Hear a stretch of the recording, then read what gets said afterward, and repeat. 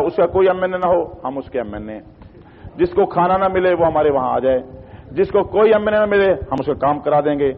جی جس کو سونے کی جگہ نہ ملے وہ ہمارے آ جائے، آرام سے سو کھاؤ پیو کام کراؤ، اللہ کی مرضی، اللہ کا دیا ہے، ہم نے کون سا کما کر لیا ہے؟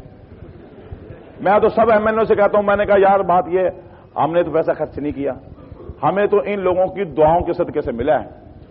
ان لوگوں کی دعاؤں کے صدقے سے ملا ہے، انشاءاللہ ان کے لیے جئیں گے، یہ اور دعا کریں گے اللہ اور عزت دے دے گا۔ وہ پچھلی مرتبہ یہ 10 دن ہوئے بنوری ٹاؤن سے وہاں گئے ساتھی، ان کا مسئلہ تھا غیر ملکی تھے،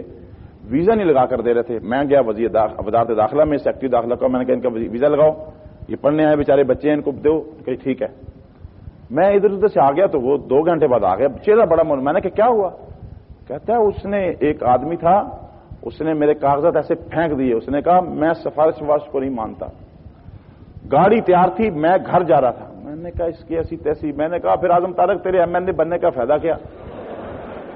یہ طالب علم ہمارے بنوری ٹاؤن کے، یہ ہمارے مدرسوں کے، یہ ہوں ذلیل، ان کو وہ کریں مذاق، تو تیری ایم این اے شپ پہ لعنت ہے۔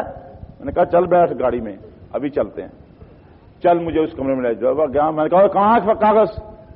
تجھے جرت کیسے ہوئی کہ تو نے کہاں کاغذ؟ اس نے کہا سر وہ ہمارے سیکٹری لے گئے، چل سیکٹری کے پاس، کہاں کاغذ؟ اس نے کہا جی ابھی میں لایا تھا، میں نے کہا ابھی کیوں 2 گھنٹے کیوں؟ چل سیکٹری کے پاس، فوراً آرڈر کرو آرڈر، میں نے کہا ابھی ان کی وجہ سے تو میں نے کہا مجھے ایم این اے شپ ملی ہے، میں نے کہا اب مجھے بتانا، خیر اس نے بتایا نہیں، ابھی آج مجھے بنوری ٹاؤن سے پتہ لگا کہ کام اسی وقت ہی ہو گیا، کام کیسے نہ ہو اللہ کے فضل سے، کام تو ہوتے ہیں فوراً۔ تو اس لیے